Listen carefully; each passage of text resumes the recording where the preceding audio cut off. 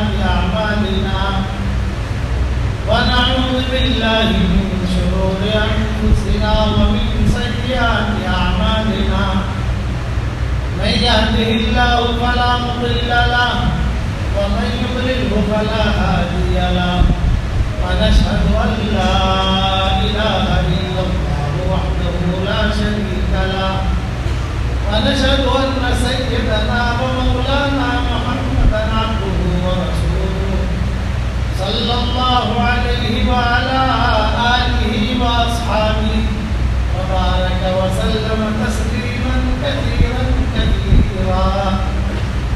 أما بعد فأعوذ بالله من الشيطان الرجيم. بسم الله الرحمن الرحيم. من عمل صالحا من ذكر أو أنثى وهو مؤمن فلنحيينه حياة طيبة ولنجزينهم أجرهم بأحسن ما كانوا يعملون. فقال الله سبحانه وتعالى: ومن أعرض عن ذكري فإن له معيشة ضنكا ونحشره يوم القيامة أعمى قال رب لم حشرتني أعمى وقد كنت بصيرا قال كذلك أتتك آياتنا فنسيتها وكذلك اليوم تنسى. صدق اللہ. قابل احترام بھائیوں، دوستوں، بزرگوں، دو باتیں اللہ تعالیٰ کی طرف سے طے شدہ ہیں، اور اللہ کا جو فیصلہ ہوتا ہے وہ اپنے علم کے مطابق ہوتا ہے، تجربے پر نہیں ہوتا. انسان کا فیصلہ اس کے تجربے کے اوپر ہوتا ہے. اللہ کا علم غیر محدود، اس کی جانکاری. تو اللہ نے تو فیصلے کیے آسمانوں میں. ایک فیصلہ اللہ نے یہ کیا ہے کہ دیندار کو اللہ کامیاب بناتے ہیں. یقینی ہے کہ دیندار ہمیشہ کامیاب ہوگا. اور دوسرا فیصلہ یہ کیا ہے کہ بے دین کو اللہ ناکام کرتے ہیں. بس یہ دو باتیں آج کی ذہن میں رہیں. سلف صالحین کا معمول تھا، یہ نصیحتوں میں لکھتے تھے کہ دیندار کامیاب، بے دین ناکام.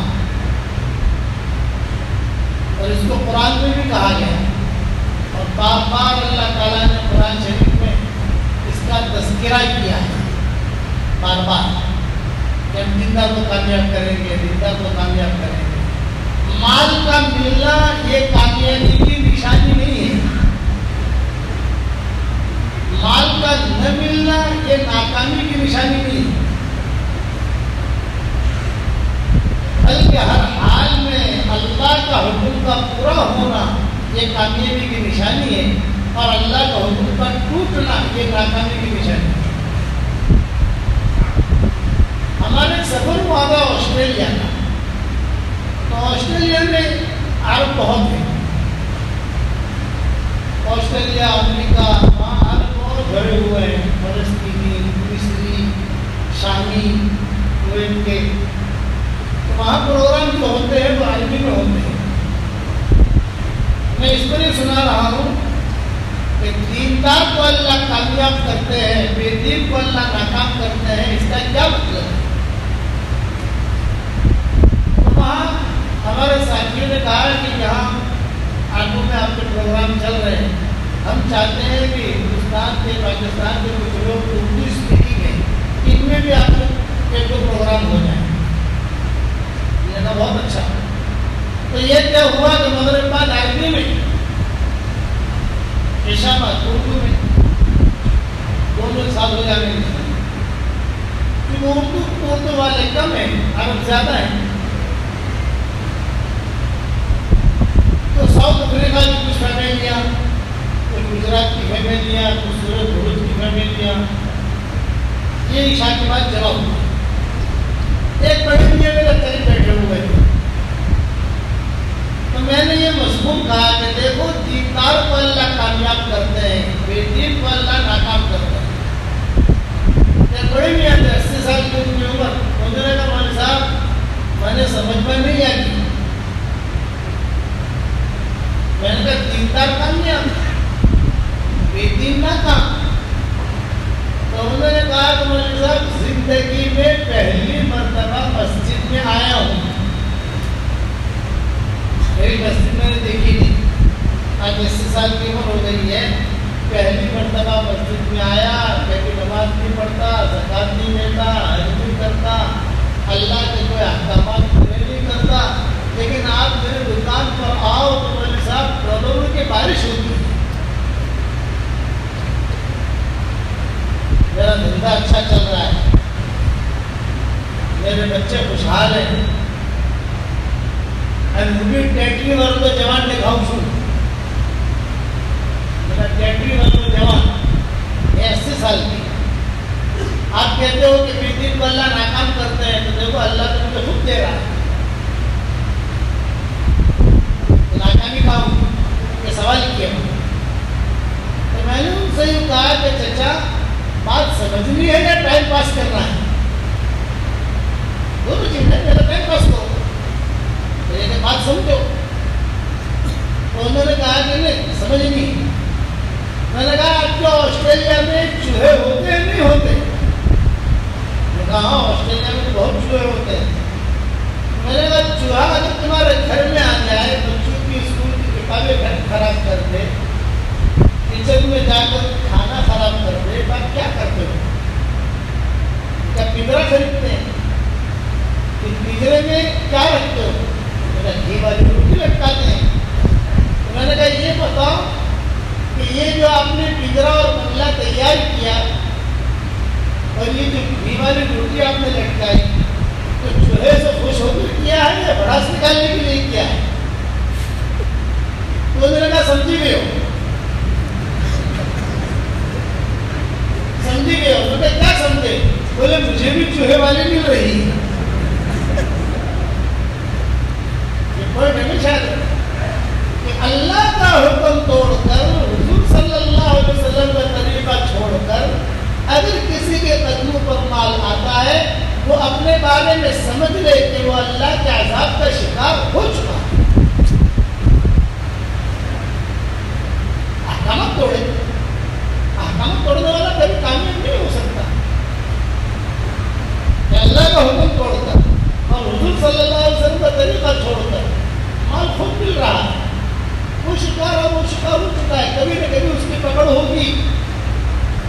اور اس کی نشانی بتائی قرآن شریف میں، وَمَنْ أَعْرَضَ عَنْ ذِكْرِي فَإِنَّ لَهُ مَعِيشَةً ضَنْكًا۔ جو ہماری یاد سے اعراض کرے گا، احکامات پورے نہیں کرے گا، تو ہم کیا کریں گے؟ اس کا قربت چھین لیں گے، یہ نہیں کرتے۔ اللہ کا حکم توڑنے سے اللہ اسباب نہیں چھینا کرتا۔ ایک آدمی اللہ کا حکم توڑے تو اللہ اس کا سبب لے لیں گے، ایسا نہیں کرتا۔ ایک آدمی نماز نہیں پڑھتا تو اللہ اس کی بیوی لے لیں گے، یہ نہیں کرتا۔ اس کی فیکٹری چھین لیں گے، یہ نہیں کرتے۔ تو اس کی زمین لے لیں گے، اللہ یہ نہیں کرتے۔ اللہ کا حکم توڑنے سے اللہ اسباب نہیں لیا کرتے، بلکہ اس اسباب کے اندر کی روحانیت، نورانیت، برکت کو اللہ کھینچ لیتے۔ کاروبار ہے لیکن بوجھ ہے، فیکٹری ہے لیکن بوجھ ہے، بیوی ہے بیوی والا سکون نہیں ہے، شوہر ہے شوہر والا سکون نہیں ہے۔ کیوں؟ احکامات توڑے گئے۔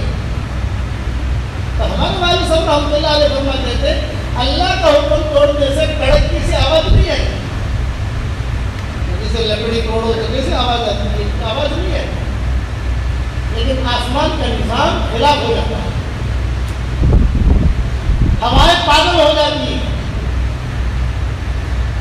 زمینیں یہ جو ہے یہ پاگل ہو جاتی ہے، اسی لیے ہوائیں چلتی ہیں، زمینوں میں زلزلے آتے ہیں، سمندروں کا پانی اللہ اسے پاگل کر دیتے ہیں، وہ جو چلتا رہتا ہے بہتا رہتا ہے، موجیں آتی ہیں لوگوں کو ختم کر دیتے ہیں۔ کیوں؟ احکامات توڑے کبھی بھی کامیاب نہیں ہو سکتا. مال مل رہا ہے تو سمجھ لے کہ چوہے والی کھا. اور اسی گھر میں نے کہا تم پوپٹ کے لیے طوطے کے لیے بھی پنجرا لاتے ہو, اس کے لیے بھی روٹی رکھتے ہو, لیکن دل بہلانے کے لیے تو پنجرا دونوں کے لیے, کھانا دونوں کے لیے, چوہے کے لیے بھی ہے پوپٹ کے لیے بھی ہے. ایک کے لیے خوش ہو کر ایک کے لیے ناراض ہو کر. تو اللہ روزی سب کو دیتے ہیں, ماننے والوں کو بھی دیتے ہیں, نہ ماننے والوں کو بھی دیتے ہیں, لیکن جو ماننے والے ہیں ان کو خوش ہو کر دیتے ہیں, اور جو ماننے والے نہیں ہیں ان کو ناراض ہو کے دیتے ہیں.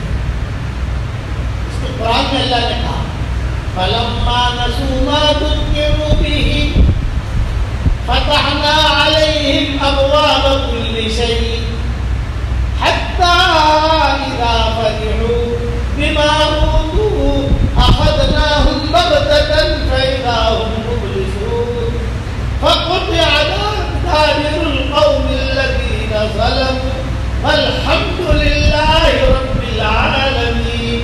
قرآن آسمانوں سے کلام آیا ہے, آسمانوں سے اونچا کلام, اور اللہ نے جنات اور انسانوں کو دیا. فرشتے قرآن نہیں پڑھتے ہیں, خالی جبریل قرآن پڑھتے ہیں بس. باقی فرشتے جتنے ہیں وہ قرآن سنیں گے, ان کو سننے کا آرڈر ہے. اکثر علماء کی تحقیق ہے کہ فرشتے قرآن نہیں پڑھتے.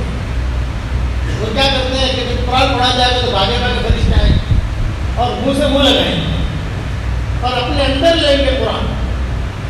آپ سبحان اللہ پڑھو, فرشتہ آئے گا لیکن منہ سے منہ نہیں لگائے گا.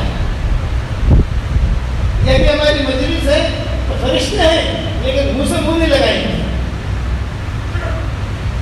حج کرو فرشتہ آئے گا لیکن منہ سے منہ نہیں لگائے گا. لیکن تہجد میں قرآن پڑھنا شروع کرو تو حدیث میں آتا ہے فرشتہ آئے گا اور منہ سے منہ لگائے گا اور اپنے اندر لے گا اور کہے گا اور پڑھ اور پڑھ اور پڑھ اور پڑھ, مزہ آ رہا ہے, اور پڑھ اور پڑھ اور پڑھ. اسی لیے بخاری شریف کی حدیث ہے کہ ایک صحابی سورہ بقرہ پڑھ رہے تھے اور جانور جو بھی ہلنے لگا اور آسمان پہ دیکھا نور ہی نور ہے. کہ بھرا کبھی نے نماز کبھی کر دی, سورہ بقرہ چھوڑ دی. حضور کے پاس آئے تو حضور نے کہا یہ فرشتے تھے جو تیرا قرآن سننے آئے. اتنا اونچا کلام ہے کہ اللہ نے جنات کو انسانوں کو دیا. پڑھو, اس سے اپنے تعلق کو قائم کرو. تو قرآن یہ فیصلہ کر رہا ہے فَلَمَّا نَسُوا مَا ذُكِّرُوا بِهِ فَتَحْنَا عَلَيْهِمْ أَبْوَابَ كُلِّ شَيْءٍ حَتَّى إِذَا فَرِحُوا بِمَا أُوتُوا أَخَذْنَاهُمْ بَغْتَةً فَإِذَا هُمْ مُبْلِسُونَ. میرے بندے میری بتائی باتوں کو بھول جاتے ہیں, ہم اوپر جو ہے دروازے کھولتے ہیں. ایک فیکٹری سنی کاروبار سے تیار کی, چل پڑی. آدمی کیا سوچتا ہے میں کامیاب ہو گیا, آپ کامیاب نہیں ہوئے, آپ ناکام ہو گئے. دوسری فیکٹری تیار ہو گئی, چل پڑی. تیسری تیار ہو گئی, چل پڑی. لیکن گندگی گندگی گندگی. اب جو ہے اللہ کہتے ہیں اچانک اس کی پکڑ کرتے ہیں, ایسی پکڑ کرتے ہیں کہ آپ کا بکا رہ جاتا ہے. اب کا بکا یہ اللہ تعالیٰ قرآن فرماتا ہے. اور جو تقوی والا ہوتا ہے اس نے کیا کریں گے وَلَوْ أَنَّ أَهْلَ الْقُرَىٰ آمَنُوا وَاتَّقَوْا لَفَتَحْنَا عَلَيْهِمْ بَرَكَاتٍ مِّنَ السَّمَاءِ وَالْأَرْضِ. بستی والے تقوی اختیار کر لیا, ایمان اختیار کر لیا, اللہ کے احکامات کو پورا کر لیا, ہم ان پر برکتوں کے دروازے کھول دیں گے. علم میں برکت, مال میں برکت, اولاد میں برکت, دیکھنے میں برکت, حافظے میں برکت, ان کی محبت میں برکت. امام شافعی رحمۃ اللہ علیہ فرماتے تھے امام مالک سے امام شافعی کو بہت محبت تھی. تو امام شافعی یہ بچپن میں یتیم ہو گئے, مکہ میں پیدا ہوئے تھے, انتقال ان کے مصر میں ہوا. مصر میں ان کی قبر ہے قاہرہ, امام شافعی, اور شافعیہ وہاں بہت تھے مصر میں. تو امام شافعی فرماتے تھے کہ میں حرم شریف میں یتیم ہو گیا, میں برکت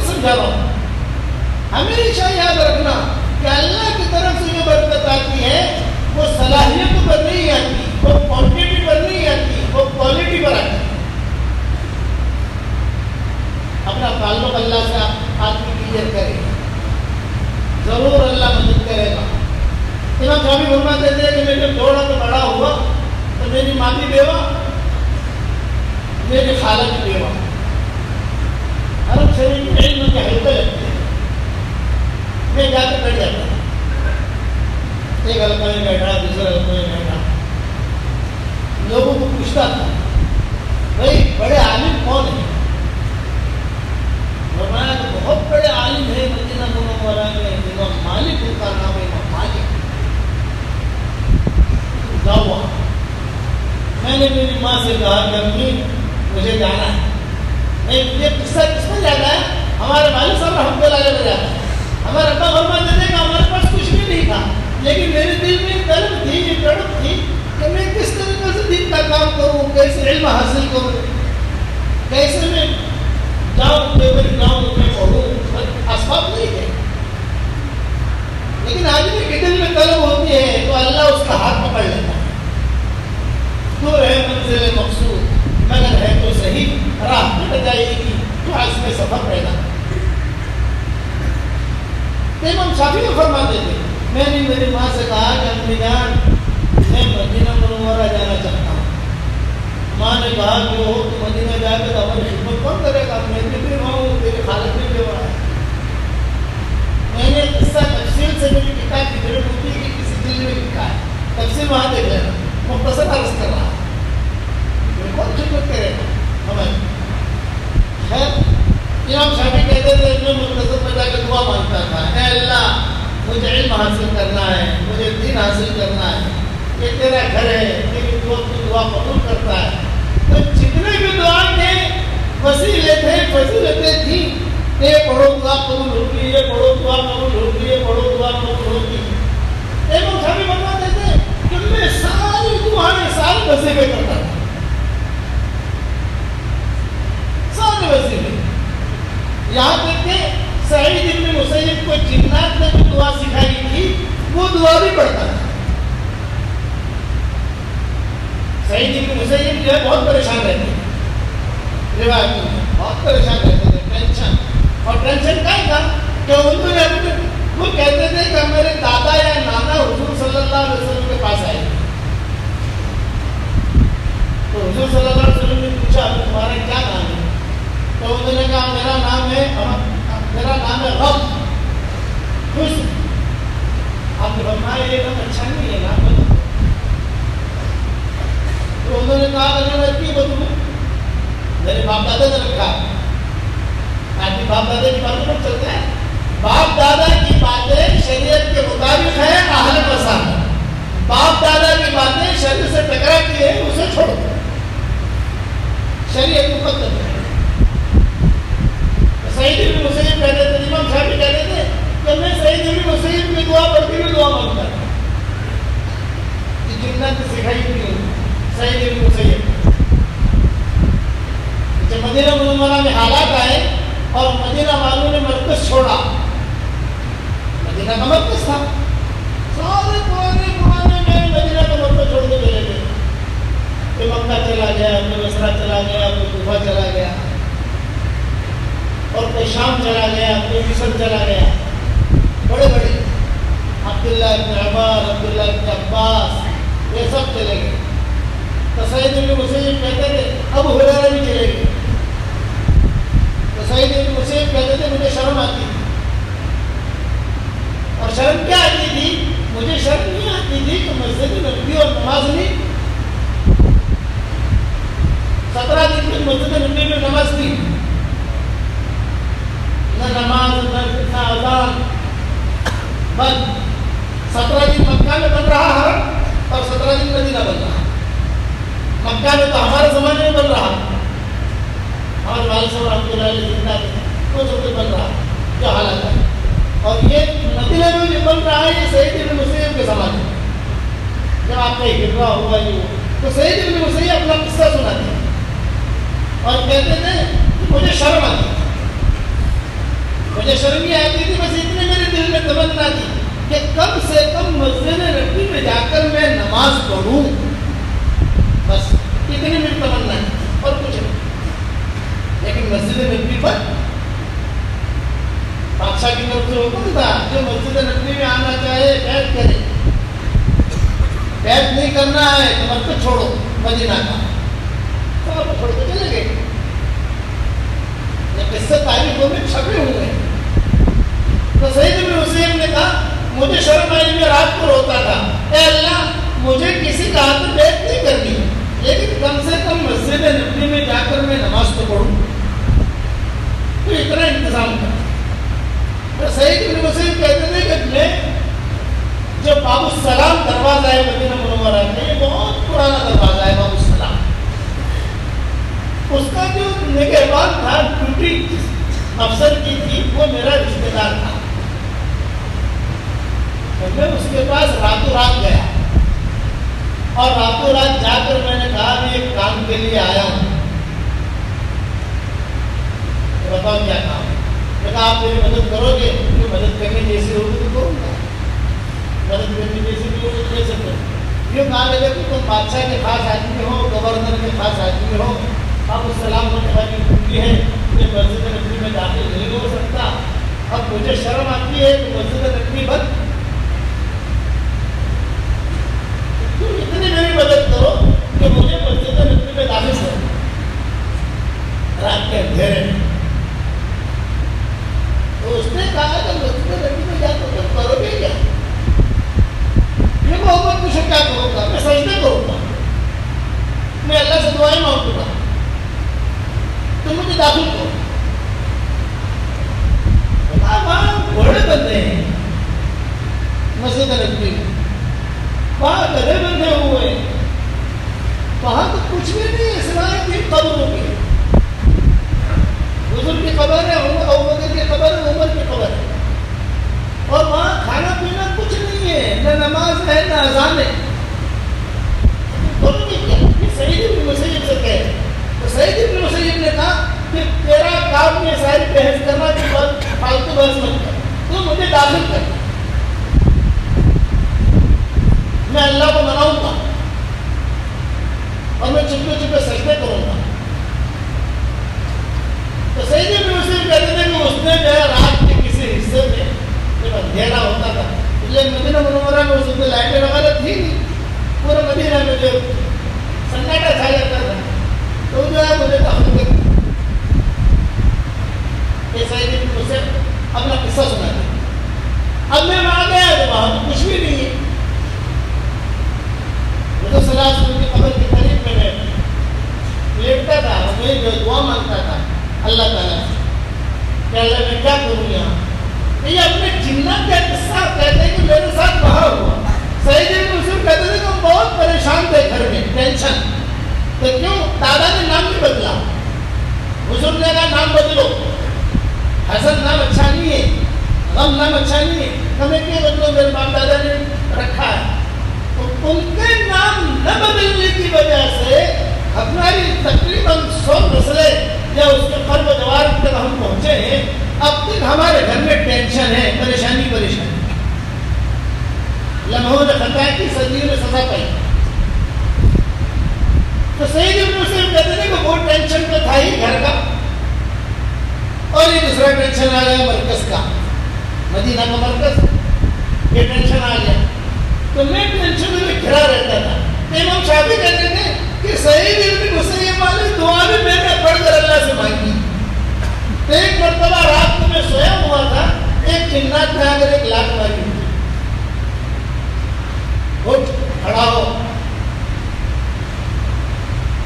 ابھی اس نے لاکھ ماری تو میں سمجھا شاید کوئی آدمی ہے, آدمی تھا نہیں, میں اور گھبرایا. آدمی جنات سے ویسے بھی ڈرتا ہے, کتنی چیز ہے. تو میں گھبرایا, میں نے کہا بھائی ابھی تیسرا ٹینشن آ گیا. گھر کا ٹینشن تو تھا ہی, مدینہ کے بعد دوسرا ٹینشن تھا, یہاں اب مسجد نبوی سے باہر نکل کے نہیں سکتا, اور مسجد نبوی جو ہے وہ بند پڑی ہے. حالانکہ تو سعید بن مسیب ہے, انہوں نے کہا کہ میں کوئی دکھائی نہیں دیا, باہر جا نہیں سکتا, یہاں کسی کو پوچھ نہیں سکتا, تو میں نے ویسے ہی آنکھ بند کر کے سونے کی کوشش کی تاکہ میرا ٹینشن دور ہو. جہاں مجھے آنکھ لگی پھر سو سے لاکھ کھڑا ہو. تو میں نے آہستہ سے کہا کوئی ادب ہے یہاں, حضور صلی اللہ علیہ وسلم ہے, ابوبکر ہے, عمر ہے, آپ کون ہیں مجھے بتائیں تو صحیح. اس نے کہا میں ایک دعا سکھانے آیا ہوں تجھے، تو بہت ٹینشن میں ہے، ایک دعا سکھانے آیا ہوں، جب تو یہ دعا پڑھے گا اور اس کے بعد دعا مانگے گا تو اللہ تیری دعائیں قبول کرے گا۔ تو سعید بن مسیب نے کہا کہ بھائی جلدی سیکھا، جلدی سیکھا۔ تو اس نے دعا سکھائی۔ آپ لوگوں کو سکھا دوں بھائی؟ ارے بتاؤ تو صحیح، اٹھانا والوں سکھا دوں؟ تو سعید بن مسیب کہتے تھے کہ اس نے مجھے دعا سکھائی۔ پڑھو میرے ساتھ ایک مرتبہ، اللہم انکا ملیک مقتدر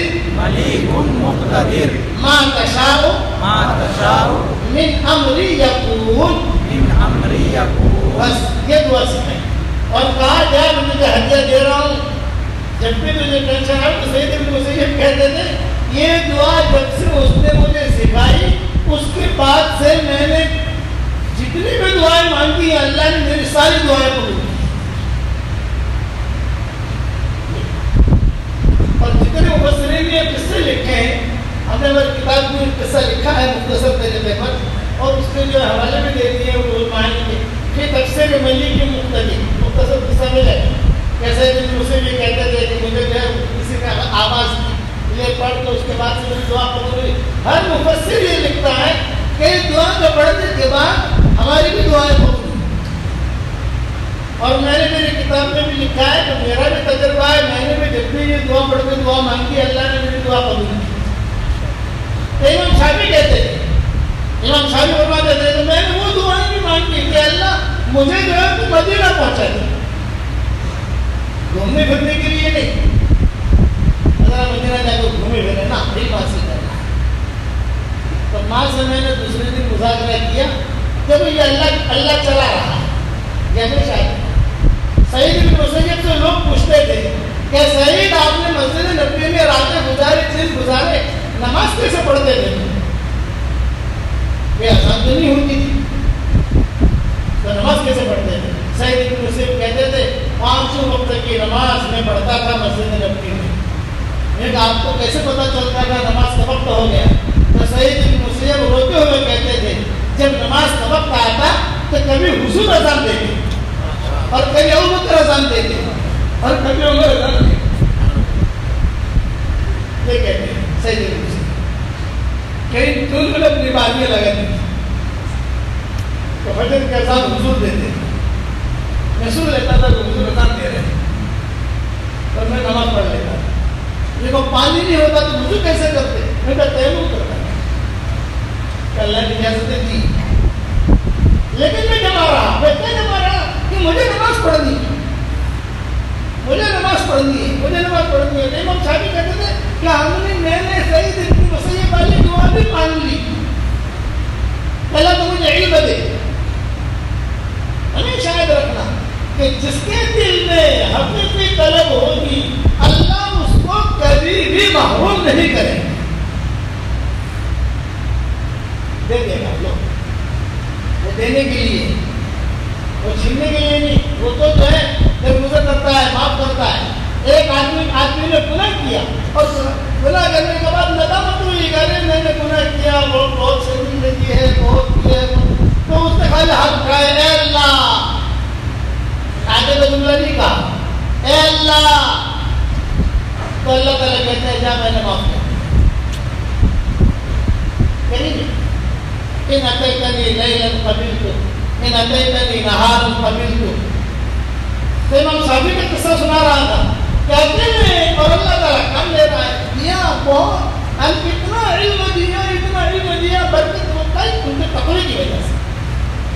دوسرے دن ماں نے کہا بیٹا تجھے علم حاصل کرنا ہے، میں روک نہیں سکتی، میں ہوں تجھے خالہ ہے، ہماری زندگی گزار لیں گے تو مدینہ جائیں، لیکن ایک جوڑی کپڑا ہے تیرا میرے پاس اور کچھ نہیں، اور یہ روٹی کے کچھ ٹکڑے ہیں، یہ امام شافعی لے کے نکلے، مدینہ منورہ پہنچے، وہاں جا کر لوگوں سے پوچھا کہ امام مالک کون ہے؟ تو لوگوں نے کہا کہ ابھی آئیں گے درس دینے کے لیے۔ امام مالک کا تشریف لائے، سامنے بیٹھ گیا، امام شافعی کہتے ہیں جب میں سامنے بیٹھا تو امام مالک مجھے بار بار دیکھتے تھے کہ میں رہتا ہوں، یہ نیا آدمی کون آ گیا؟ نوجوان لڑکا، یہ کون آ گیا ہے؟ بات جو ہے دیکھتے تھے بنا بیان کے بعد میں امام مالک کے قریب جا کے بیٹھ گیا. امام شافعی کہتے تھے امام مالک مجھ پر بہت ناراض ہوئے. میں درس دے رہا تھا، ہزاروں آدمی میرا درس سن رہے تھے، فقہا محدثین، اور میں بیٹھا بیٹھا کھیل رہا تھا. تو امام شافعی نے کہا میں کھیل نہیں رہا تھا. تو کیا کر رہے تھے تم؟ میں کہا آپ جو حدیث بیان کر رہے تھے میں اس کو لکھ رہا تھا. میں ہتھیلی میں لکھ رہے تھے. انہوں نے حضرت ہتھیلی کو تو ظاہر میں لکھ رہا تھا، اصل میں میرے دل میں لکھ رہا تھا. امام مالک نے کہا کتنی حدیث بیان کی؟ یہ 265 حدیثیں آپ نے بیان کی، اور 265 حدیثیں میں آپ کو بتا دوں گا کہ کون سی حدیث کب بیان کی، کیا کون سا راوی ہے، کیا درجہ ہے. کھڑے ہو کر امام شافعی نے ساری سنا دی. یہ تقوی کی وجہ سے ان کا حافظہ تھا. امام مالک کے دل بہت محبت آ گئی، یہ لڑکا بہت اچھا ہے. اگر تم کہاں ٹھہرو؟ یہاں باہر ٹھہرو، مل گئی تو روزی، نہ ملی تو روزہ. سمجھ گئے؟ مل گئی تو روزی، نہ ملی تو روزہ. امام مالک نے کہا کہ نہیں میرے گھر آ جاؤ. گھر پہ ٹھہرا ہے. ابھی دیکھو اللہ ہاتھ پکڑ رہا ہے. کہیں پر آپ پکڑ رہا ہے ان یعلم اللہ فی قلوبکم خیرا یؤتکم خیرا. ہم تمہارے دلوں میں دیکھیں گے، تمہارے دلوں میں خیر ہوگی، ہم تمہیں خیر دیں گے. یہ مت پوچھو کہاں سے دیں گے، یہ مت پوچھو، دیں گے، وعدہ ہے. لیکن دل کی کھڑکی کھلی رہنی چاہیے. امام شافعی فرماتے تھے میں روزہ اقدس کے سامنے کھڑا ہوا، سلام پڑھ رہا تھا. کچھ بغداد کے لوگوں کو دیکھا کہ وہ کھڑے ہو کر سلام پڑھ رہے ہیں. تو میں نے ان سے پوچھا کہ کہاں سے آئے ہو؟ میں کہا کہ ہم تو بغداد سے آئے ہیں. اچھا ابو حنیفہ کا علاقہ؟ کہاں؟ میں کہا میں بھی آنا چاہتا ہوں وہاں. میں کہا ٹھیک ہے اپنے استاد سے پوچھو. گھر گیا اور گھر جا کر میں نے امام مالک سے تذکرہ کیا، حضرت آپ سے علم میں نے کافی لے لیا ہے، میں چاہتا ہوں کہ امام ابو حنیفہ کے گاؤں میں بھی جاؤں، وہاں پر بھی علماء آئے، وہاں جا کر علم حاصل کروں. امام مالک نے اجازت دے دی. جاؤ. ان کے ساتھ میں جو ہے اس علاقے میں آ گیا، بصرہ، کوفہ، بغداد. میں نے کہا یہاں بہت بڑے عالم کون ہیں؟ ان کا امام محمد ہے. ان کی مسجد کہاں ہے؟ ان کی مسجد کیا ہے؟ میں ان کی مسجد میں چلا گیا. امام شافعی فرماتے ہیں میں وہاں چلا گیا. اب میں کونے میں بیٹھ کر دیکھنے لگا امام محمد کون ہے. امام محمد آئے، ان کے لیے خاص قسم کا مسلح بچھایا جاتا تھا. لوگوں نے کہا یہ ہے امام محمد. ہاں ٹھیک. امام محمد نے نماز پڑھی، ان کے شاگرد امام تھے، انہوں نے نماز پڑھائی اور نماز پڑھا کر امام محمد چلے گئے.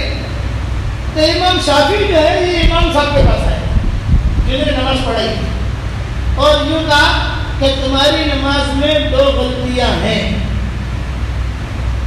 امام شافعی نے غلطی نکالی. تو وہ امام نے کہا کہ میری نماز میں 2 غلطیاں کیسے؟ میرے پیچھے تو امام محمد نماز پڑھ رہا ہے. یہ غلطی ہوتی تو وہ نکالتے. جب بھائی یہاں سے ایسا کرتے امام شافعی لڑ گئے. ٹھیک ہے. اب مغرب کی نماز پڑھائی امام صاحب نے، امام محمد کے پیچھے پڑھی. جب وہ مغرب کی نماز پڑھائی تو نماز پڑھانے کے بعد امام محمد تو نکل گئے. امام صاحب پھر آئے امام صاحب کے پاس، آپ کی مغرب کی نماز میں 3 غلطیاں ہیں. اب وہ امام بیچارہ گھبرایا کہ پتہ نہیں ہے کیسا آدمی ہے، میری غلطیاں نکالتا ہے. یار میرے پیچھے بہت بڑے امام نماز پڑھ رہے ہیں سارے کے سارے. عشاء کی نماز کا وقت ہوا، یہ امام صاحب جو ہے جو نماز پڑھانے والے تھے وہ دیکھتے رہے کہ وہ غلطی والا کہ ہے تو نہیں، لیکن وہ تو تھے. جیسا حافظ کو رمضان میں دیکھتے ہیں تو چلنے والا حافظ تو نہیں ہے، تو وہ تو تھے کھڑے ہوئے تھے امام صاحب. اب اسے ٹینشن ہوا کہ پہلے 2 نکالی، اب 3 نکالی، پتہ نہیں عشاء میں کتنے نکالے گئے. اب عشاء میں جب میں نے نماز پڑھائی تو امام محمد تو چلے گئے اور یہ پھر سے بھی آہستہ آہستہ میرے پاس آئے. میں گھبرایا، اللہ خیر، اللہ خیر کرنا. آ کر بیٹھے گا امام صاحب عشاء کی نماز میں آپ کی 4 غلطیاں. 2 3 4. اب میں کیا کروں؟ میں جاؤں گا محمد کے گھر اور جا کر کہوں کہ کوئی ایسا مسافر آیا ہے پریشان کر رہا ہے. لیکن میں نے سوچا کہ گھر جا کر کہنا ذرا عادت کے خلاف ہے. فجر کی نماز میں اگر یہ غلطی نکالتا ہے تو امام محمد سے میں شکایت کروں. اب فجر کی نماز امام صاحب نے پڑھا, امام محمد کھڑے ہیں. پھر سے امام صاحب نے ذرا یوں ہی دیکھا تو وہی کھڑے ہوئے تھے جو ان کی جگہ تھی. اب انہوں نے اپنی نماز پڑھائی. نماز پڑھانے کے بعد پھر سے یہ آئے امام شافعی کا فجر میں آپ کی 5 غلطیاں ہو گئی. تو امام صاحب نے کہا کہ بیٹھ گئے. جو امام جو فوراً امام محمد کے پاس گئے اور جو کہا کہ حضرت ایسا ایسا تو مسافر آیا ہے اور وہ ہر نماز میں غلطی نکالتا ہے, اور یہ تو آپ کی وجہ سے آیا ہے تو آپ سے علم تو حاصل کرے گا بعد میں, لیکن ابھی تو غلطیاں نکالنی شروع کی ہے. آغاز تو اچھا ہے, انجام خدا جانے. تو یہ تو شروع کیا ہے وہ شافعی مسلک, حنفی مسلک. آپ سمجھے یہ مالکی مسلک الگ, حنفی مسلک الگ. یہاں تو یہ حنفی مسلک کے اعتبار سے پڑھا رہے تھے اور یہ سیکھ کر آئے تھے امام مالک کا مذہب. وہ غلطیاں نکال رہے تھے, رکھے یہ کی آپ کی اور اس کی اور اس کے جو ہاتھ یعنی چھوٹے کر کے نماز پڑھنی چاہیے سر. امام محمد نے کہا گھبراؤ, میں سوہر میں آنے والا ہوں, سوہر میں میری ملاقات کرا دیں. جی حضرت سوہر تک تو پتہ نہیں کتنی غلطیاں نکالے گا, سوہر تک تو پتہ نہیں کتنی مرتبہ آئے گا وہ. آپ ابھی چل کے مسئلہ حل کریں. امام محمد نے کہا تم گھبراؤ مت, 1-2 سوال میں کرتا ہوں, اس سے پوچھ لو, اگر صحیح جواب دے دیا تو وہ آئے نہیں, اس کی قدر کرو. سوال لکھوا دیے, امام صاحب نے آ کر پوچھا تو میں نے جواب دے دیا. امام محمد صاحب نے آئے, یہ تقویٰ لے کے چلتا ہے کہ یتیم لڑکا اور اس کا پورا مذہب اللہ دنیا میں چلا رہا ہے. شافعیوں کا بہت بڑا مذہب سبق ہے. پورا کیرلا, ہمارے کیرلا کا دورہ ہوا تھا, سفر ہوا تھا, پورا کیرلا سبق ہے, پورا مصر سبق ہے, اور پورا صومالیہ, مورٹانیا ایک سبق ہے. لیکن بچہ, لیکن دل میں طلب ہے, دل میں کوشش ہے, ہیرا پھیری نہیں. ہمیشہ یاد رکھنا ہیرا پھیری کرنے والا محروم رہتا ہے اور اللہ سے سچا تعلق رکھنے والا منزلوں تک پہنچتا ہے. پھر محمد نے امام شافعی کو بلایا, بھائی آپ کیوں آئے ہو؟ میں نے کہا آپ سے مسئلہ علم سیکھنے آیا ہوں. کس سے سیکھ کر آئے ہو؟ امام مالک سے سیکھ کر آیا ہوں. امام شافعی کو امام محمد نے سمجھایا بھائی یہ حدیثوں کے مسلک کے اختلافات ہیں, ہمارے امام کو مت چھوڑو, اور وہ بھاگ جائے گا بیچارہ.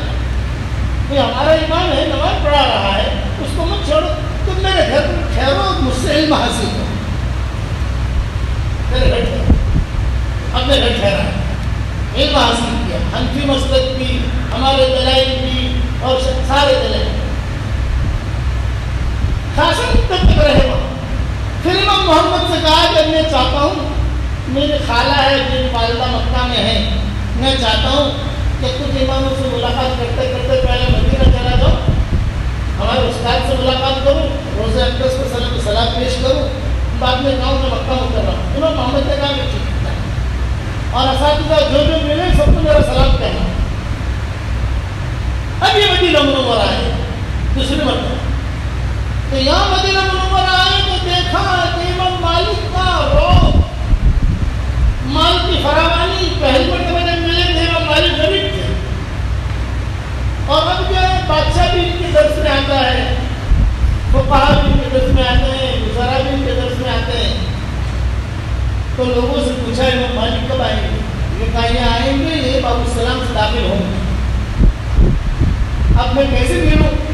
اب یہ امام مالک باب السلام سے آنے لگے دور سے, تو ان کی موقع جو ہے 10 آدمی اٹھاتے, بڑی کتاب 10 آدمی اٹھا کے لاتے, اور یہ آدمی جبہ پہنے ہوئے اور نیچا منہ جھکائے ہوئے اور عود لگا کر اور خوشبو لگا کر باب السلام سے داخل ہوتے تھے امام مالک فتوحات کے دور میں. اور جب داخل ہوتے تھے باب السلام سے تو روزے اقدس پر پہنچتے پہنچتے وہ سلام کرتے کرتے داخل ہوتے تھے. السلام علیکم یا محمد ابن عبداللہ ابن عبد المطلب ابن عبد اور آخر تک حضرت آدم علیہ السلام تک رسول اللہ پڑھتے پڑھتے پڑھتے چلتے تھے مولانا. آخر تک وہاں جا کر وہ رسول اللہ پورا ہوتا تھا اور وہاں کھڑا رہ کے سلام پڑھتے تھے. سلام پڑھنے کے بعد پھر اپنی کرسی پر بیٹھ جائے. تو امام شافعی کہتے تھے کہ میں دروازے پر کھڑا رہا باب السلام. امام مالک آئے, ہٹو بچو شیخ آ رہے. اب میری طرف تو دیکھا نہیں امام مالک نے. جب قریب سے گزرے تو میں نے کہا السلام علیکم یا استاد. تو انہوں نے جواب تو دیا لیکن سر نیچے کر دیا, میری طرف دیکھا نہیں. میں نے کہا بھائی اب تیرا تو کوئی بہو پوچھے گا نہیں, پہلے تو گھر میں رکھا تھا, اب تو کوئی بہو پوچھے گا نہیں. میں آخر میں بیٹھ گیا. امام مالک نے بیٹھتے ہی کہا آج درس نہیں ہوگا, آج سبق نہیں, آج امتحان لوں گا میں تو تم لوگوں نے کیا پڑھا ہے, آج درس نہیں.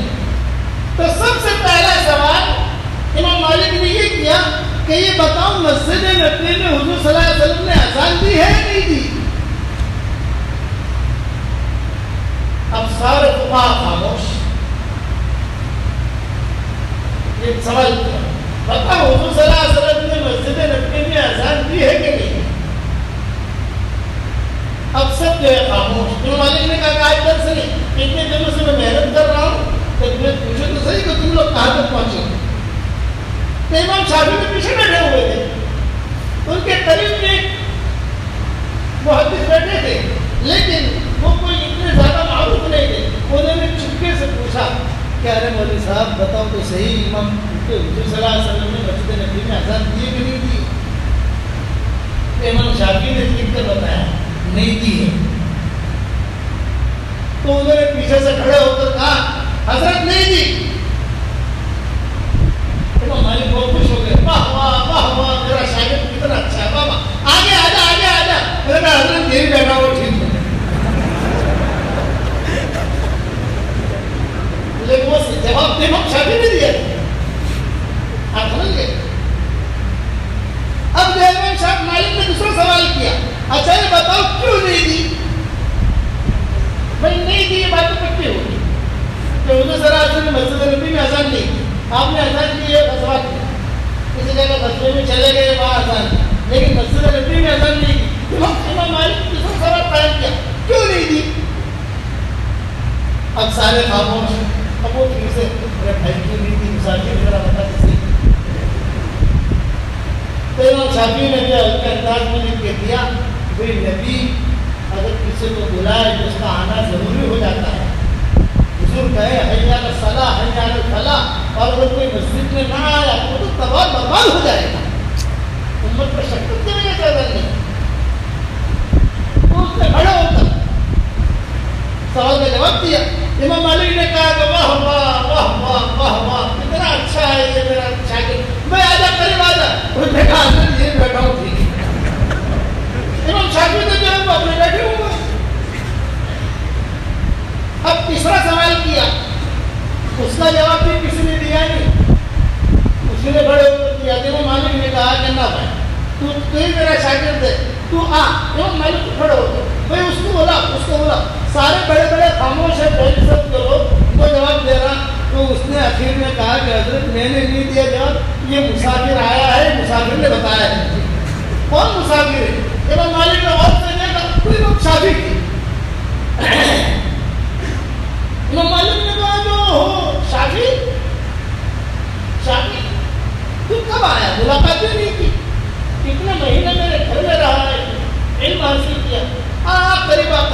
امام مالک جو ہے وہ ان جوابات کی وجہ سے اپنی کرسی سے اتر گئے, نیچے بیٹھے, اور امام شافعی سے کہا کہ آج کا سبق تم دو, آج کا سبق آپ بیان کرو. یہاں سے میں نے حدیثیں چھوڑی تھی, یہاں سے امام شافعی رونے لگے. یہ کہتے لگے کہ حضرت میں تو آپ کا شاگرد ہوں اور یہاں اس جگہ پر بیٹھ کر میں درس دوں, حضور قریب ہے, ابوبکر قریب ہے, عمر قریب ہے, یعنی میرے میں اتنی صلاحیت نہیں ہے, استعداد نہیں ہے. تو امام مالک جو سبق 1 گھنٹے میں دیتے تھے وہ امام شافعی نے روتے روتے 3 گھنٹے نہیں دیا. یہ علم دیا اللہ نے امام شافعی. نکاح کر دیا ان کے اخلاص کو. ہمیشہ یاد رکھنا اللہ دل کے اخلاص کو دیکھتا ہے. دل کے اخلاص کو کہ آپ کے دل میں اخلاص ہوگا تو آپ جنگل میں بھی ہوں گے تو بھی اللہ آپ کو چمکا دے گا. اس کو کہتے ہیں ایمان, اس کو کہتے ہیں تقویٰ. ہمیشہ یاد رکھنا. ہمارے ساتھی ہیں مولانا طاہر جمیل صاحب, ایک مرتبہ مسجد نبوی میں مکہ مکرمہ میں ہم دونوں ایک ساتھ داخل ہو رہے تھے آپ شریف. تو میں نے ان سے کہا کہ مولوی صاحب یہ کیا کرنا چاہیے, کسی بات کو مشاورہ کر رہے تھے دونوں کہ کیا کرنا چاہیے. تو انہوں نے کہا کہ مولوی صاحب دیکھو اگر دل میں خیر ہے جنگل میں بیٹھ جاؤ گے تو بھی لوگ آپ تک آ جائیں گے, اور اگر دل میں خیر نہیں ہے تو آدمی حرم میں رہے گا تو بھی محروم رہے گا. حرم میں رہ کر بھی محروم, کیا ابو جہل یہاں رہ کر بھی محروم رہا, ابو لہب یہاں رہ کر بھی محروم رہا, ابو طالب یہاں رہ کر محروم رہا, اور سلمان فارسی جیسا فارس سے آیا اور اللہ نے بنا دیا رضی اللہ تعالیٰ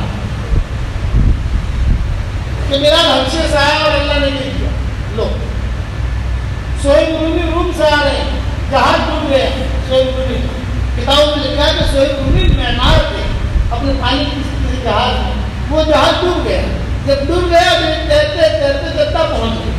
جدہ پہنچ گئے, لوگوں سے پوچھا یہاں قریب میں کوئی ہے, یہ کہا حضور صلی اللہ علیہ وسلم نے. تو فوراً مکہ چلے گئے, حضور کے ہاتھ میں ہاتھ دے دیا, رضی اللہ تعالیٰ عنہ بن گئے, اور ان کے بارے میں قرآن کی آیتیں نازل ہوئی. یہ بول کر کے نے جواب دیا کہ اصل معاملہ ہے اللہ کے ساتھ آدمی اپنا معاملہ کلیئر کرے, پھر اکیلا چلے گا. جسے کہنے والے نے کہا ہے جو اکیلے چلنے کے حوصلے رکھتے ہیں آگے چل کر ان کے ساتھ بڑے بڑے قافلے ہوتے ہیں. چلے آدمی سیکھے سکھائے, اپنی جماعت کے ساتھ چلے, موجودہ جماعت میں بیٹھے چلاتے, یعنی حرکت کرتا ہے. ہمارے والد صاحب رحمۃ اللہ علیہ فرماتے تھے حرکت کرتا ہے. ہمارے ابا فرماتے تھے کہ میں کبھی بھی چین سے بیٹھتا نہیں تھا. اپنے قصے خوب سناتے تھے ہمارے والد صاحب رحمۃ اللہ علیہ. تو بمبئی میں کوئی ہماری بات سننے والا نہیں ہوتا تھا, تو ہم کہتے تھے کہ ہم موٹر اسٹیشن جو ہوتے ہیں وہاں جا کے بیٹھ جاتے ہیں, کہیں 10 گھنٹے پر جا کے کھڑے ہو جاتے ہیں. لوگ ملتے تھے, ان سے دعوت کی بات کرتے تھے. پھر ایک مزیدار قصہ ابا سناتے تھے مصر کا. وہ جب مصر گیا اس کو تیری عمر 4 سال کی تھی, ابا نے کہا یعنی میں پیدا ہو چکا تھا, 4 سال کی عمر تیری, اور میں مصر گیا. جب مصر گیا تو مصر کو علماء نے بہت اکرام کیا. ہمارا ہندوستان کے مشائخ آئے ہیں, ہندوستان کے مشائخ, لیکن ہم کیسے مشائخ تھے وہ تو ہم ہی جانتے تھے. ہماری عربی کیسی وہ تو ہم جانتے تھے, وہ تو مصری, اور مصر کی عربی پھر علماء ازہر بڑے بڑے علماء, تو علماء نے اکرام کیا. لیکن ایک مرتبہ ایسے ہماری اصلاح ہوئی, ابا فرماتے تھے میں نے بیان کرنا شروع کیا, وہ علماء ازہر میں سمجھے کہ بہت بڑے عالم ہوں گے, لیکن ہمارے علماء کا تو ہمیں اندازہ تھا کہ کیسے عالم ہوں گے. وہ علماء ازہر میں سارے مسجد چھوڑ کر چلے گئے, السلام علیکم السلام علیکم السلام علیکم, سب چلے گئے.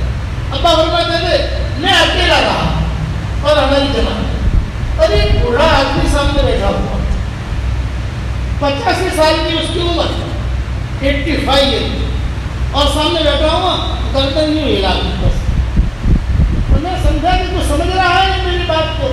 میرے دل میں یہ آ رہا ہے کہ کیا کروں, بیان کروں یا چھوڑ دوں, کوئی مجمع تو ہے ہی, تو سب چلے گئے. ہماری جماعت کے لوگ ہیں, اور جماعت کے لوگ تو روزانہ بیان سنتے ہیں, اور جو مقامی لوگ ہیں ان میں ایک آدمی ہے بڑے ہی ہے سامنے بیٹھے ہوئے. کیا کروں کیا کروں, اللہ نے میرے دل میں الہام کیا. تو کوئی بات نہیں, انبیاء ایک ایک کو بھی سمجھاتے ہیں, ایک آدمی ہے بیان کرو. تو میں نے اس ایک آدمی کے سامنے 2.5 گھنٹہ بیان کیا. میں کھڑا ہوا, وہ بیٹھا ہوا. اچھا 2.5 گھنٹہ بیان کے بعد ہمارے تشکیل ہوتی ہے, تو میں تشکیل کے لیے اس کے سامنے بیٹھا. میں نے کہا السلام علیکم چچا, تو اس نے مسافہ کیا. میں نے کہا ہمارے ساتھ اللہ کے راستے میں چلو انشاءاللہ. تو اس نے جواب کیا دیا, اپنے انگوٹھے سے اشارہ کیا اپنے کان کی طرف, اور یوں کہا کچھ بھی سنا نہیں ہے میں تو بہرا ہوں. یہ ابا کو سناتے. اب جب اس نے یہ اشارہ کیا مطلب وہ تو بہرا ہوں. ابا کہتے تھے کہ میرا دل اور ٹوٹا. میں نے 2.5 گھنٹہ میں تھکا اور پتہ نہیں کہ میرے قصے بیان میں ڈالے اس قرآن کی آیتیں پڑھ ڈالی اور میں سمجھتا تھا کہ یہ سن رہا ہے اور انہیں گردن ہلا رہا تھا. انہیں سمجھا کہ سمجھ رہا ہے. آپ کی گردن ہلا میں تو سمجھ میں آتا ہے کہ سمجھ رہا ہے. اب کیا کروں؟ ابا کہتے ہیں کہ ہم نے ہمت نہیں ہے. ہمیشہ یاد رکھنا ہمت مت ہارنا, مایوس مت ہونا. مجمع ملے مجمع پر محنت کرو, مجمع نہ ملے ایک ایک پر محنت کرو, ایک ایک کو سمجھاؤ. مایوس بن کے بیٹھ مت جاؤ, بیٹھ جاؤ تو بیٹھ جاؤ ایک ایک پر. محلے میں لوگ بیٹھتے ہیں, مجھے تو بڑا تعجب ہوتا ہے کہ بڑے محلے میں لوگ بیٹھتے ہیں, باتیں کرتے ہیں, ٹائم ضائع کرتے ہیں. تو ایک ایک کے پاس جا کے سمجھاؤ محبت سے, تنقید سے نہیں, غصے سے نہیں, دادا گیری سے نہیں, حکمت سے. حضور صلی اللہ علیہ وسلم نے حکمت سکھائی اور حضور صلی اللہ علیہ وسلم خود حکمت سے کام بھی کرتے. ایک مرتبہ حضور صلی اللہ علیہ وسلم نے گھر میں حکمت کو سنانا, مکان میں حضور بیٹھے ہیں, عائشہ بیٹھی. تو حضرت عائشہ نے حضور صلی اللہ علیہ وسلم سے تنہائی میں پوچھا, حضرت ایک بات کا جواب دیجیے. آپ نے فرمایا پوچھ. دونوں یہ نہیں اور کوئی نہیں, پوچھ. کہ حضرت آپ کی اتنی بیویاں ہیں, آپ کو سب سے زیادہ کس سے محبت ہے؟ یہ حضرت عائشہ نے پوچھا. آپ نے فرمایا تجھ سے. تو جب آپ نے فرمایا تجھ سے تو عائشہ نے کہا ماشاء اللہ ماشاء اللہ. اب عائشہ کھڑی ہو گئی, جانے لگی. آپ نے فرمایا کہا جا رہی ہے اویس, بیوی کا پیار والا نام رکھنا ہماری شریعت میں سنت ہے, دھمال والا نہیں. عائشہ نام کا حضور اویس فرماتے تھے, اویس پیار. کبھی حمیرہ کہتے تھے, کبھی صدیقہ کہتے تھے, کبھی عفیفہ کہتے تھے. تو حضور نے پوچھا کہ اویس محل میں اویس کہاں جا رہے, کہا کہ حضرت میں سب کو کہنے جا رہی ہوں کہ حضور کو میں نے پوچھا تو حضور نے کہا کہ حضور کو مجھ سے سب سے زیادہ محبت ہے. ارے فتنہ کرائی کہ تو بیٹھ بیٹھ یہاں بیٹھ یہاں بیٹھ یہاں بیٹھ بٹھا اور بٹھا کر کھجوریں تھی, وہ کھجور مٹھی بھر دی اور کان نے کہا کہ عائشہ میں نے تجھے کھجوریں دی ہیں, کسی کو بتانا مت. تاکہ کان نے کیوں کہا کہ کان میں کہنے سے آدمی کو محفوظ رہتی ہے.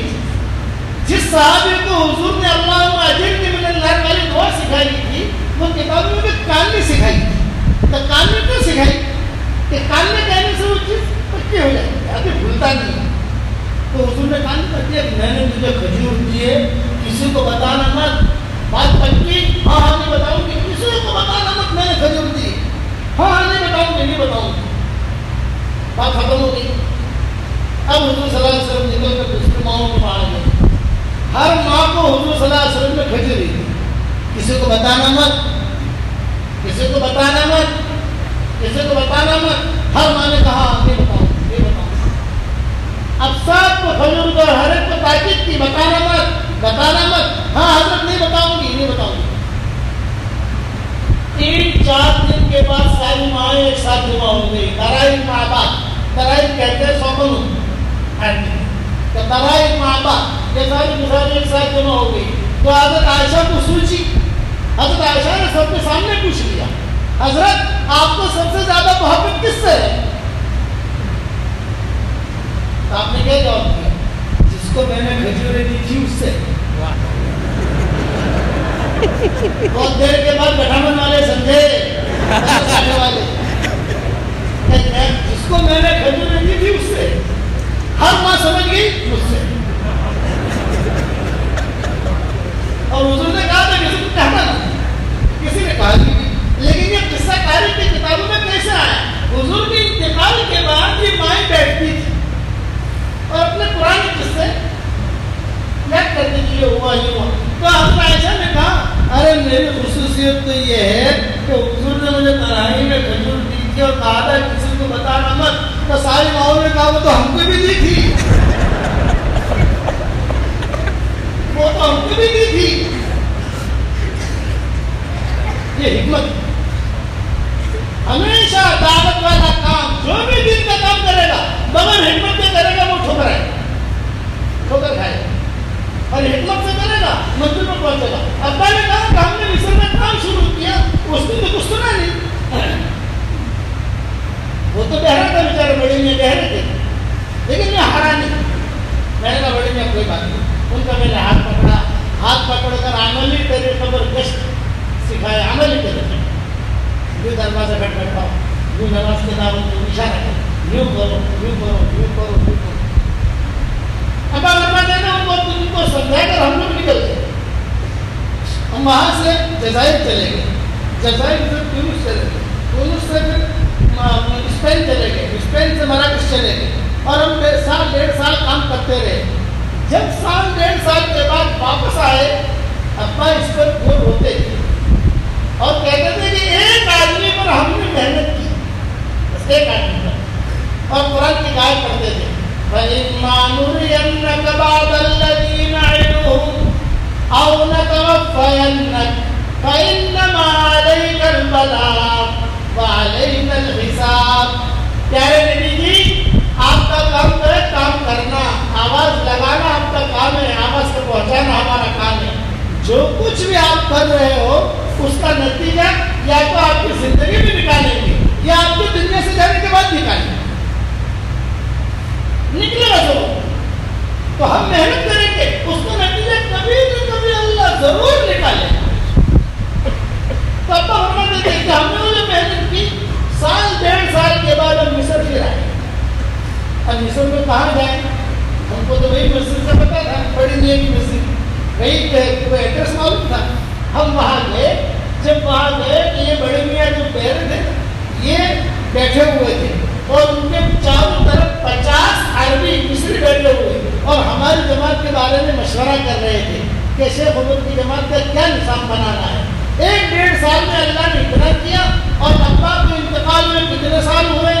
1957 کا یا 1956 کا ایک قصہ جب ابا کے ساتھ ہوا.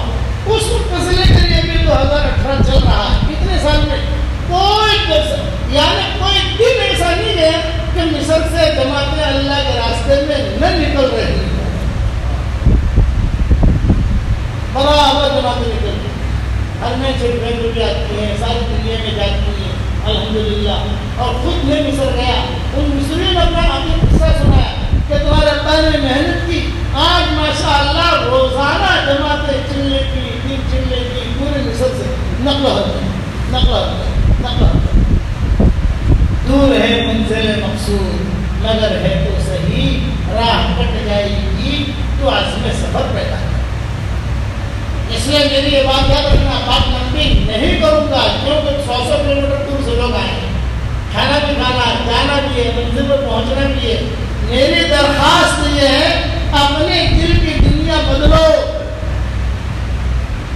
غفلت میں زندگی میں گزارو، کان کھول کے سنو.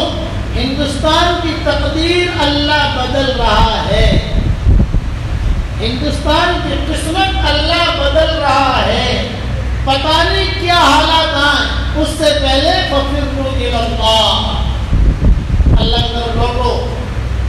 استغفار کی کثرت، دعاؤں کا مانگنا، قرآن شریف کی تلاوت، مسجد اور جماعت میں بیٹھنا، دعوت کے کام کو کرنا عظمت کے ساتھ. تبلیغ کا بھائی نہ کھائے، سمجھیے، تو تبلیغ کا بھائی نہیں ہونی چاہیے. تبلیغ ہم کیا کریں؟ اسی تبلیغ کی برکت سے اللہ نے ہمیں دیا ہے، ہمیں جو کچھ ملا ہے یہی دعوت اور تبلیغ کی برکت ہے. ہمارے والد صاحب رحمۃ اللہ علیہ فرماتے تھے کہ اسی کی برکت سے ملا ہے. ہم جو لکیر کے پڑھتے رہے، آدمی چلتا رہے، چلا بھی لگا رہے، چلا بھی لگا. محنت کرو، کبھی بھی محنت ضائع نہیں جائے گی. ہمارا سفر ہو رہا تھا کیلیفورنیا کا، لاس اینجلس کا. وہ فلائٹیں لمبی ہوتی ہیں، 16 گھنٹہ 17 گھنٹہ نان اسٹاپ فلائٹ ہوتی ہے. جوانی کا زمانہ تھا، تم سفر کرتے تھے. اب یہ ہمت نہیں لمبے سفر کرتے تھے. مدینہ پہنچتے تھک جاتے ہیں، لیکن مدینہ منورہ مکہ مکرمہ ایسی جگہ ہے کہ آدمی کا ایک کشش ہے وہاں جائیں گے تو جتنا آدمی ٹھہرے کچھ دیا نہیں. ہم جا رہے تھے تو میرے قریب میں ایک پادری آ کے بیٹھا دبئی سے. عام طور سے امریکہ کی فلائٹیں جو ہوتی ہیں بمبئی سے دبئی, دبئی سے لاس اینجلس, بمبئی سے ابو ظبی, ابو کی فلائٹیں اچھی رہتی ہیں. جب بمبئی سے قطر, قطر سے آگے تو وہ آپ کو میرے قریب آ کے بیٹھا. تو میں نے اس سے کہا پادری صاحب, اچھا اپنے اسے حلیے میں کہا, پادری کے حلیے میں. میں نے کہا پادری صاحب کہاں سے آ رہے ہیں؟ تو اس نے کہا افریقہ کے ملکوں سے آ رہا. اچھا افریقہ کے ملکوں میں کیوں گئے تھے؟ دیکھو لوگوں کو نصرانیت, یہودیت اس کی دعوت دینے گیا. اچھا تو ہماری زبان سے جملہ کیا نکلا؟ کیا وہاں گئے تھے تو کتنا مہینہ کام کیا؟ ہمارے یہاں مہینے کا حساب کتاب ہوتا ہے, 2 مہینہ, 3 مہینہ, 4 مہینہ, 5 مہینہ. ایک نکلا کہ کتنا مہینہ کام کیا. اس نے کہا جنٹل مین منتھ نو 5 ایئر, 5 سال میں وہاں رہا, 5 سال. اور میں نے لوگوں کو یہودیت کی طرف بلایا, نصرانیت کی طرف بلایا, اتنے لوگوں کو ملی. میں نے کہا میں اسے دعوت کیسے دوں؟ میرے دل میں بات ہے میں اسے دعوت کیسے دوں؟ تو میں نے بہت مختصر بات اس سے میں نے کہا دیکھو بات, آپ کو میں اگر قرآن حدیث سے بات کروں گا تو آپ مجھے جواب دے دیں گے, آپ بات کریں گے میں جواب دے دوں گا, ٹائم پاس ہونے کے علاوہ کچھ نہیں. میری آپ سے ایک ریکویسٹ ہے, درخواست ہے. تو انہوں نے کہا کہ یس. میں نے بول کے کیا درخواست ہے؟ میری یہ درخواست ہے روزانہ اللہ سے آپ یہ دعا مانگے کہ او اللہ شو می رائٹ وے, اللہ مجھے سیدھا راستہ بتا. بس اتنی دعا مانگی کہ سیدھا راستہ بتا, اس پر چلنے کی توفیق دے. غلط راستہ ہے مجھے بچنے کی توفیق دے. بس اتنے دعا مانگو, اتنا وعدہ میرے ساتھ کرو, پرومس. تو اس نے کیا جواب دیا؟ یہ لوگ وعدے تو بہت پکے ہوتے ہیں, یہ لوگ وعدے بہت پکے ہوتے ہیں. انہوں نے کہا کہ کنٹرول میں آئے کرو. آپ کا کام اتنا ہے کہ اللہ شو می رائٹ, شو می رائٹ, شو می رائٹ, سیدھا راستہ بتا اور مجھے چلنے کی توفیق دی. اس قصے کے 4 سال کے بعد میں مرکز اپنے کمرے میں بیٹھا ہوا اور خط آیا کسی کا. اچھا میں نے اس سے ایک جملہ کہا تھا, تم دعا مانگو اللہ جب بھی آپ کو جو ہے سیدھا راستہ بتائے. اسلام یہ سیدھا راستہ ہے, یہ حق ہے. حضور صلی اللہ علیہ وسلم حق ہے, اللہ حق ہے, جنت حق ہے, جہنم حق ہے. جب بھی اللہ تمہیں سیدھا راستہ بتا اور اللہ تمہیں ہدایت دے دے, یہ میرے ایڈریس ہے, اس ایڈریس پر ایک خط بھیج دینا تاکہ مجھے خوشی ہو. ہمارا کام یہ ہوتا ہے, جتنے بھی ہمارے قرآن کے ترجمے چل رہے ہیں دنیا بھر میں, تو ہم کو کتابیں محفوظ رکھتے نہیں ہیں. ہر ایک کو چھاپنے کی اجازت, ہماری ایک ہی شرط ہوتی ہے کہ ہمارا قرآن کے ترجمہ کوئی بھی زبان میں چھاپو. ایک شرط ہے, 2 نسخے ہمیں بھیجو, بس ہمیں خوشی ہو کہ کام ہو گیا. 2 نسخے, باقی آپ چھاپو, آپ کماؤ, اس کا ہمارا کوئی لینا دینا. تو اس کو میں نے کہا کہ یہ میرا ایڈریس ہے, میں تیرا کام اتنا تو تم مجھے خط لکھ دینا تاکہ مجھے خوشی ہو. ابا فرماتے تھے کہ دعوت کا کام ایسا ہے, آسمان اور زمین کے درمیان میں بھی دانا ڈالا جائے گا تو بھی اللہ اگائے گا. حالانکہ دانا زمین کو ڈالو تو اگتا ہے, اگر بولا آسمان اور زمین کے درمیان میں دانا ڈالو گے اور اللہ کے لیے ڈالو گے تو اللہ اگائے گا. 4 سال کے بعد خط آیا انگلش میں اور اسپیڈ پوسٹ سے آیا, اہتمام جو کہتے ہیں. میں گھبرایا, میں نے کہا اتنا اہتمام سے خط آیا ہے. تو ہمارے محسن صاحب ہوتے ہیں, اللہ تعالیٰ کی رحمت کرے ان کو, ان کا انتقال ہو گیا. 7 نمبر کمرے میں رہتے تھے, وہ جمع مجھے ترتیب دیتے تھے. میں نے وہ خط ان کے پاس بھیج دیا.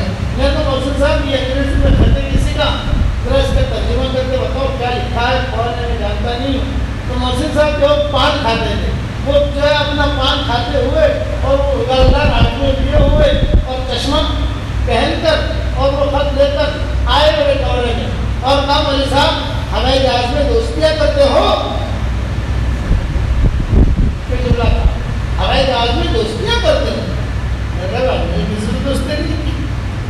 نانا اس نے لکھا ہے کہ آپ کا فضائی دوست, فرام آپ کا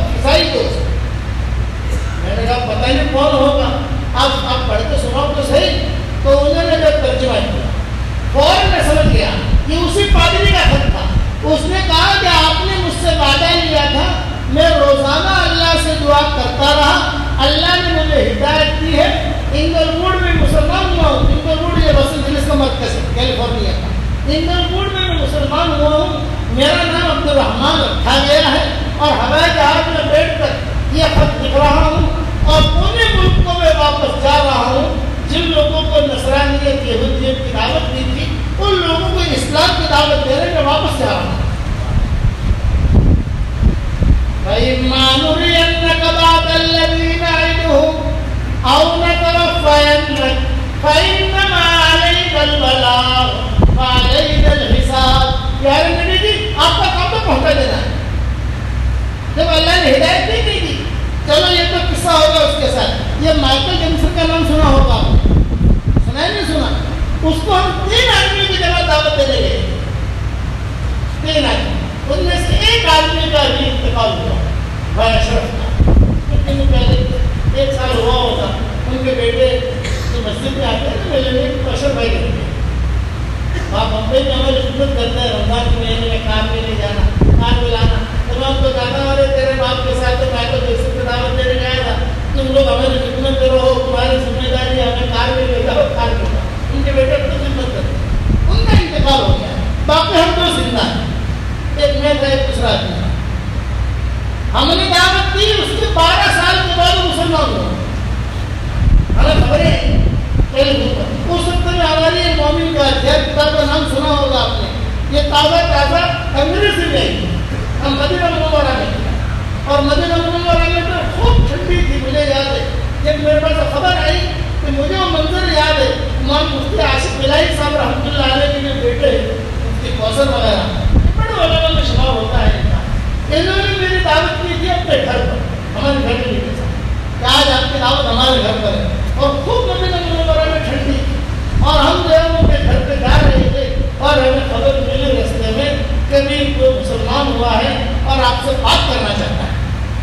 تو میں نے فوراً ہمارے ساتھیوں کو جو امریکہ کے کینیڈا کے لوگ آئے تھے، میں نے کہا کہ انگریزی میں تو ہمیں سمجھ میں نہیں آئے کہ کیا بات کرے گا کیا نہیں کرے گا، بس آپ کا کام اتنا ہے کہ یہ ہماری مومن کا ہتھیار انگریزی میں آئی ہے، جو ہماری طرف سے ہتھیار دے دینا، اور یہ جو شیشیاں ہیں یہ اس کو ہتھیار دے دینا، ہندوستان پہنچ کے بعد میں ہم کانٹیکٹ کریں گے۔ تو سفر میں کانٹیکٹ نہیں کر سکتے، سفر میں آدمی سے تھکانا ہوتا ہے۔ تو یاد رکھنا، مایوسی نام کی ہماری شریعت میں کوئی منزل نہیں ہے، مایوس مت ہونا۔ علامہ اقبال کہا کرتے تھے، سبق پھر پڑھ، صداقت کا، شجاعت کا، عدالت کا، لیا جائے گا تجھ سے کام دنیا کی امامت کا۔ ادھر ادھر کی بات نہ کر، کہتے تھے ادھر ادھر کی بات نہ کر، مجھے یہ بتا کہ قافلہ کیوں لٹا۔ آج مسلمانوں کے قافلے لٹے تھے، ادھر ادھر کی بات نہ کر، مجھے یہ بتا کہ قافلہ کیوں لٹا۔ مجھے رہزن سے گلا نہیں، تیری رہبری کا سوال ہے، مجھے ڈر ہے، روتے روتے کہتے تھے مجھے ڈر ہے کہیں تیرے سجدے تجھے کافر نہ کر دے اقبال، مجھے ڈر ہے کہیں تیرے سجدے تجھے کافر نہ کر دے اقبال۔ چھپتا کہیں اور ہے، سوچتا کہیں اور ہے،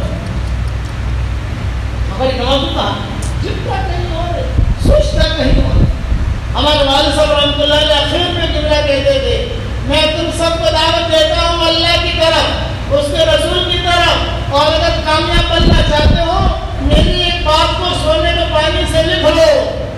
ابا فرماتے ہیں ایک بات خالی لکھ لو، وہی جملہ نقل کرتا ہوں، بیان نقل کرتا ہوں۔ ایک جملہ فرماتے تھے، اپنے آپ کو ایک کے حوالے کر دو، وہ ایک کو ہمارے حوالے کر دے گا، اور اگر ہم نے اپنے آپ کو ایک کے حوالے نہیں کیا تو وہ ایک ہم کو ایک کے حوالے کر دے گا۔ ہر چیز ہر منزل میں اللہ کی محتاج ہے، اللہ کسی منزل میں بھی کسی چیز کا محتاج اور پابند نہیں ہے۔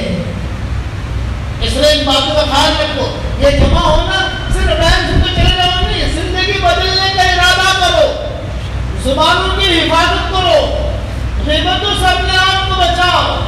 3 نیکیاں ایسی ہیں ہماری شریعت میں، میری نصیحت یاد رکھنا، 3 نیکیاں جس کا حشر کے میدان میں کوئی وزن نہیں ہوگا. اللہ کہیں گے اس کا ریٹ میں دوں گا, اس کا چیک میں دوں گا, اللہ بہت دیں گے. 3 نیکیاں. پہلی فمن عفا فاصلح فاجرہ علی اللہ, جو معاف کر دے, درگزر کر دے, یہ کہا اس کا بھاگ میں دوں گا. حشر کے میدان میں ترازو میں تولا نہیں جائے گا. کسی سے تکلیف پہنچی اس کو معاف کر. عمر بن عبدالعزیز کو زہر دیا گیا تھا. زہر, جب عمر بن عبدالعزیز کو زہر دیا گیا تو کتابوں میں لکھا ہے بخار آتا تھا ان کو, پوری رات روتے تھے, کروٹیں بدلتے تھے. غلام کو بلایا اور غلام کو بلا کر کہا بھائی تو نے مجھے زہر دیا تھا. اس نے کہا خراب کیا میں نے کیا. کتنے پیسے ملے تھے؟ 2000 دینار. تو عمر بن عبدالعزیز نے کہا میری قیمت تو نے 2000 دینار لگائی, میرا ریٹ 2000 دینار ہے, میرا بھاؤ یہ. عمر بن عبدالعزیز نے قبلہ کہا کہ دیکھ تو نے مجھے زہر دیا, اب میں دنیا سے جا رہا ہوں. انگڑیاں کٹ گئی. حکیموں نے کہا کہ آپ کی انگڑیاں کٹ گئی اور آپ کے پینے کے مہمان ہیں. تو عمر بن عبدالعزیز نے اس کو بلا کر کیا کہا؟ اس کو بلا کر یہ کہا میں نے تجھے اللہ کے لیے معاف کر دیا. دوسری بات, تو جلدی یہاں سے چلا جا تاکہ لوگ تجھے ماریں گے, بھاگ جائے یہاں سے. تیسری بات, یہ مال جو 2000 دینار ہے اسے بیت المال میں داخل کر دے. ہو سکتا ہے کسی کا حق ہو, میں بیت المال میں داخل کر دے. چوتھی بات, تجھے منزل تک پہنچتے پیسے کی ضرورت پڑے گی, یہ کچھ پیسے لے لے تاکہ رستے میں کھاتے پیتے تو منزل تک پہنچ جائے. ہے ایسا اخلاق ہمارے پاس؟ کیوں بالکل سکرات کا وقت آیا پڑے رہتے تھے, کبھی کبھی آنکھیں کھولتے تھے. تو نے سن لیا یہ سب بچے باتیں کر رہے ہیں, مسجد میں بات کر رہے ہیں. بھائی وہ غلام کہاں ہے, وہ غلام کہاں ہے, وہ غلام کہاں ہے, یہ دیکھ نہیں رہا. عمر بن عبدالعزیز نے اپنی آنکھ کھولی اور ایک جملہ کہا دیکھو تم غلام کو مت ڈھونڈو, اس نے مجھے زہر دیا ہے, اس نے اقرار بھی کر لیا ہے, لیکن میں نے اس کو اللہ کے لیے معاف کر دیا ہے تاکہ حشر کے میدان میں اللہ مجھے معاف کر دے. یہ کیا ہے؟ تو 3 نیکیاں یاد رکھنا, 3 نیکیاں. یہ ہدیہ سمجھو, یہ آج کا جو ہے یہ ہدیہ ہے. 3 نیکیوں کا کوئی بھاؤ حشر کے میدان میں وزن نہیں ہوگا. اللہ کہیں گے میں دوں گا, اس میں سے ایک معاف کر دیں. اور دوسرا صبر کرنا, جھیلنا. انما یوفی الصابرون اجرهم بغیر حساب. جھیلو جو بھی حال ہے, جھیلو جو بھی حال ہے, جھیلو. کوئی برا کہے کوئی بات جھیلو, بدلا مت. اس کا بھاؤ اللہ کہتے ہیں میں دوں گا, اس کا ریٹ میری طرف سے ملے گا. تیسرا روزہ رکھنے والی, کہ روزہ اللہ کہتے ہیں اس کا ریٹ میں دوں گا. اس لیے یہ 3 نیکیاں تھام کے پکڑو. اور ایک ہدیہ آپ کو اور دیتا ہوں, اسے زندگی کا معمول بنا لو. عام طور سے لوگوں کو پتہ نہیں ہوتی یہ حدیث ہے, اس لیے بیان کرتا ہوں.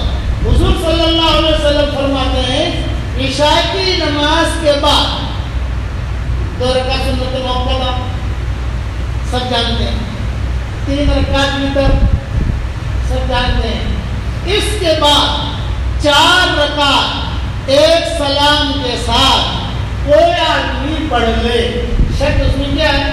ایک سلام کے ساتھ پڑھے, 2 رکعت کر کے نہ پڑھے, ایک سلام کے ساتھ 4 رکعتیں پڑھے تو حضور صلی اللہ علیہ وسلم فرماتے ہیں کہ اس کو اس 4 رکعت پڑھنے کا اتنا ثواب ملے گا, اتنا ثواب ملے گا, اتنا ثواب ملے گا جیسے کہ گویا اس نے شب قدر میں 4 رکعت پڑھی. صحابہ کا معمول تھا. یہ حدیث بخاری مسلم میں نہیں ہے, لیکن جتنے کتابوں میں ہے تو سارے علماء کا اتفاق ہے کہ ھذا حدیث صحیح علی شرط البخاری و مسلم. یہ بخاری مسلم میں نہیں ہے, لیکن یہ حدیث صحیح ہے حضور تک, اور یہ بخاری مسلم کے جو شرائط ہیں اس شرائط پر یہ حدیث ہے. صحابہ کا معمول تھا عشاء کی نماز کے بعد سعید بن جبیر مسجد نبوی میں کہتے تھے ارے نہیں شب قدر والی 4 رکعت پڑھنی نہیں پڑی. عبداللہ بن عباس کو پوچھتے تھے عبداللہ بن مسعود شب قدر والی آج ہمارے ماحول میں یہ سنت نہیں ہے اس میں پڑھو گے انشاءاللہ بھائی.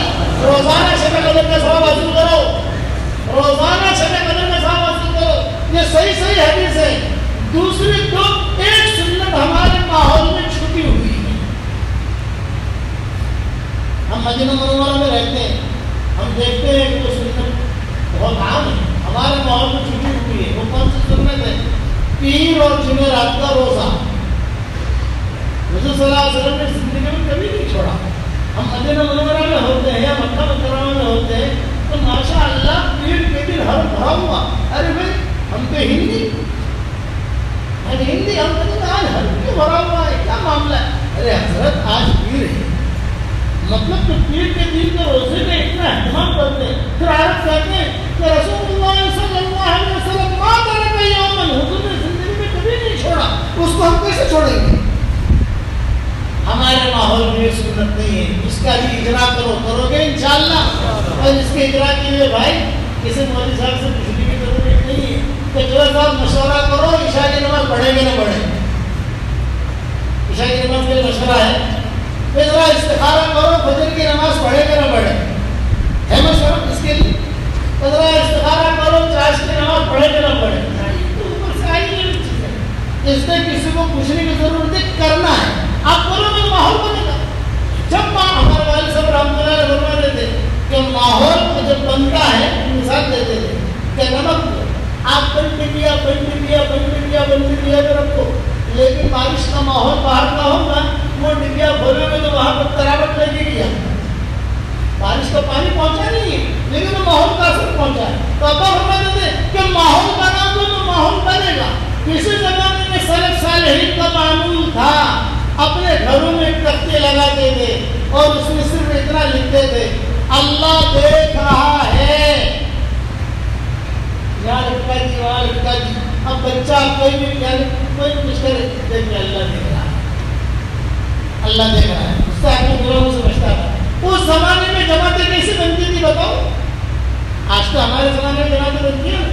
سلف صالحین کیا جماعتیں کیسے بنتی تھی؟ ایک حدیث سنتے 40 نمازیں جماعت کے ساتھ تکبیر اللہ کے ساتھ آدمی 40 دن پڑھ لے, 5 وقت کی نمازیں 40 دن, تو برات من النار برات من النفاق, جہنم سے بڑی نفاق سے کوئی جماعت بناتے تھے. یہ کہتے تھے کہ 40 دن تک اپنے پہ کام کرنا ہے. تو میں کہتا ہوں جب وہ جماعت بناتے تو ہم 40 دن جماعت میں جائیں گے تو ہمارے لیے اور آسان ہے. وہ تو گھر میں رہ کے جماعت بناتے ہیں. تو میں دیکھو 40 دن اپنے کو جو ہے ایک دوسرے کو یاد دلانا, میں بھول جاؤں تو مجھے یاد دلا, تو بھول جائے میں تجھے یاد دلاؤں, میں بھول جاؤں تو مجھے یاد دلا. تو کر کے وہ 40 نمازیں پوری کرتے تھے. میں کہتا ہوں کہ وہ تو نہیں کرتے تھے. ہم 40 دن اگر جماعت میں نکل گئے تو یہ فضیلت ملے گی نہیں ملے گی؟ جب چلا رہے گا کہ تم لوٹو گے تو بیوی پوچھے گی کیا ہدیہ لائے, تو آپ کہنا جو ہدیہ لے کر آئے ہیں برات من النار برات من النفاق. نکلو گے جماعت میں انشاءاللہ. اب سارا مجمع یہ نیت کر لے کہ مرتے دم تک انشاءاللہ دعوت کے کام کو اپنا کام بنانا ہے. کہو انشاءاللہ. لیکن لڑائی بڑھائی کے ساتھ نہیں, محبت کے ساتھ جھیل کر. ہمارے مخالف بولتے ہیں کوئی بات نہیں, اس کو کہنا کو کوئی بات نہیں. ہمارے والد صاحب رحمۃ اللہ علیہ فرماتے تھے کہ ہم یہاں ہمارے پرسوں پروگرام تک کنکھالیاں, کل ہم تھے پٹن, پرسوں ہم تھے کنکھالیا کے قریب, کنکھالیا کی جگہ ہے وہاں, تو وہاں بھی قصے آپ سناتے ہیں. وہاں بدعت بہت ہے, ابھی بدعت بہت ہے. تو کہتے تھے ہم یہاں آتے تھے تو یہاں آ کر جو ہے ہمیں کوئی مسجد میں ٹھہرنے نہیں دیتا. پیدل کچھ کرتے تھے, پیدل جاتے تھے. تو کہتے تھے بابڑے آئے کہتے تھے بابڑے آئے ہمیں نکال دیتے ہیں.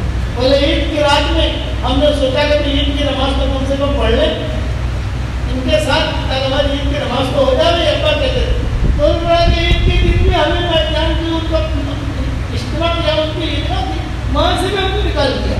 نہیں ہمارے ساتھ نماز نہیں پڑھ گئی.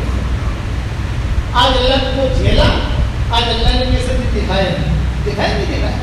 اس لیے ارادے کرو عزائم کرو کہ انشاءاللہ مرتے دن تک دعوت کے کام کو اپنا کام بنائیں گے اور دین پر ہم سب چلیں گے، وہ انشاءاللہ چلیں گے۔ اب بتاؤ ملنے 3 دن چلنے کے لیے کون تیار ہے؟ ہم تو بھائی نام لکھیں گے۔ علی گڑھ یونیورسٹی ہمارا سفر ہوا، علی گڑھ یونیورسٹی بہت بڑا مجمع جمع ہوا، وہاں ڈاکٹر حضرات، پروفیسر حضرات، انہوں نے کہا مولانا تشکیل مت کرنا۔ میں نے کہا میرے باپ نے مجھے ایک نصیحت کی تھی کہ بیٹا جہاں پر بھی جاؤ تشکیل ضرور کرنا۔ میں نے کہا باپ کی بات مانوں کہ تمہاری مانوں؟ ہمارے والد صاحب نے کہا تھا کہ بیٹا وصیت ہے میری، جہاں جاؤ بات کرو دین کی، لیکن اپنی بات ضرور کرنا۔ تو میں اپنی بات تو ضرور کروں گا، اور خالی کم سے کم آپ لوگ ارادے تو کر لو بھائی۔ جو یہ مجمع ہمارا جہاں جہاں سے آیا ہے، کیسا سے آیا ہوگا، جوال سے آیا ہوگا، ہر جگہ مسجد پر جماعت ہے الحمدللہ، ہر جگہ ہمارے دعوت کا کام ہے۔ کسی بھی جگہ وہ سب جگہ دعوت کا کام اللہ کا فضل و کرم سے دنیا بھر میں پھیلا ہوا ہے۔ ہماری درخواست اتنی ہے کہ دعوت کے کام کو اپنا کام بنا اور دین کو اپنی زندگی کا شعار بنا کہ دین پر چلیں گے، چلو گے انشاءاللہ بھائی۔ اب خالی اتنا بتا دو کہ کون سے شہر سے آدمی جماعتیں دے گا۔ پیسا والے جماعت دیں گے، کھڑے ہو کر کہہ دیں کہ ہم جماعتیں دیں گے، پالپور والے کہہ دیں ہم جماعتیں دیں گے، بارہ والے کہہ دیں ہم جماعتیں دیں گے، کوٹھما والے کہہ دیں ہم جماعتیں دیں گے۔ میں حاجی ہوں، حج سے آ رہا ہوں، حج سے آ کر فوراً سفر میں چل رہا ہوں، یہ گھر نہیں گیا، یہ سمجھ لو برابر حج سے اترا اور مسلسل سفر چل رہا ہے۔ کل رات کو ہم پرسوں دہلی پہنچیں گے انشاءاللہ، جمعہ کے دن لکھنؤ جا رہے ہیں انشاءاللہ، پھر سنیچر کو بنارس جا رہے ہیں، پھر آزم گڑھ جا رہے ہیں، پھر انشاءاللہ فیض آباد جا رہے ہیں، مستقل۔ تو میں سب جگہ آپ لوگوں کے لیے دعا کروں گا، اس لیے آپ کا ہمارا رشتہ ہے۔ پتا کون تیار ہے؟ میرے نام لکھا کے دعا کریں، خالی کھڑا ہو کر نام لکھا دو بس، تیسا والے آئیں نہیں آئیں، یہ ہمارے بٹھا مت لو، ماشاء اللہ بٹھا مت تو اللہ نے نمبر 1 پہ کر دیا، آپ جماعت نکال لو گے انشاءاللہ۔ جی پالپور کہاں گئے؟ اور بتائیے تو ہمارے ساتھی کر مجادر وہ ہمارے کھڑے ہوئے، ہاں چھاپے لگا۔ اور بتاؤ نام نہیں لکھے گا، اللہ لکھ رہا ہے، فرشتے لکھ رہے، گھبراؤ مت۔ کہاں سے؟ ماشاء اللہ آپ کاکو سے، ماشاء اللہ۔ اور بتاؤ، اور آپ ہمارے پیچھے خوش ہو گئے، ہمارے بھی دھندا ہو گیا نا بھائی، ہر آدمی کا دھندا چاہتا ہے، ہمارے بھی خوش ہوگا۔ میرے والد صاحب رحمۃ اللہ نے مجھے کہا بیٹا جہاں پر بھی جاؤ دین کی بات کرو، اللہ کا پیغام پہنچاؤ، لیکن سمجھ گئے آخر میں اپنا دھندا کر لینے کا، اب اپنا دھندا کر لینے کا، یعنی اپنی بات پیش کر دینے کی۔ اور بتاؤ کون تیار ہے؟ دعا کر لیں گے ہم، کیا نام؟ بادنا بادل، ماشاء اللہ۔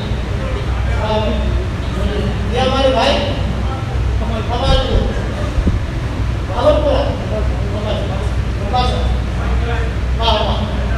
ماشاء اللہ۔ جی جی ماشاء اللہ، جی ماشاء اللہ۔ اب میں دعا کرتا ہوں، حاجی کی دعا قبول ہوتی نہیں ہوتی؟ اللہ ان کی جان میں، مال میں، ایمان میں، آبرو میں بے انتہا برکت کا مانگا، آمین۔ اور ان کی اور ہم سب کی قیامت تک کے آنے والی نسلوں میں اللہ دین کے بڑے بڑے داعی پیدا فرمائے۔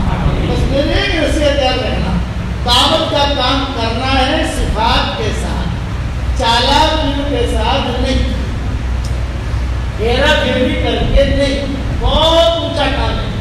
ہمارے والد صاحب رحمۃ اللہ علیہ کا جب انتقال کا وقت قریب آیا تو بڑے بڑے علماء فقہاء ملنے کے لیے آتے تھے، تو ہمارے والد صاحب رحمۃ اللہ علیہ سے لے کر آ کرتے تھے، بڑے بڑے علماء آ کر پوچھتے تھے کہ حضرت کچھ نصیحت کرو، تو ابا جو کہتے تھے میں کیا نصیحت کروں، تو میں چھوٹا آدمی ہوں، میں کیا نصیحت کروں، چھوٹا آدمی ہوں۔ وہ کہتے تھے کہ نہیں حضرت آپ بڑے ہیں، آپ ہمیں کوئی نصیحت کرو۔ تو ابا کہتے تھے کہ میری نصیحت اگر کڑوی ہوگی تو قبول کرو گے؟ کہتے حضرت ضرور قبول کریں گے، دین کی بات ہے، اللہ رسول کی بات ہے، تو قبول نہیں کریں گے۔ تو ابا ایک جملہ کہتے تھے، یہ کہتے تھے کہ دیکھو دین کے جتنے شعبے ہیں، تبلیغ کا شعبہ،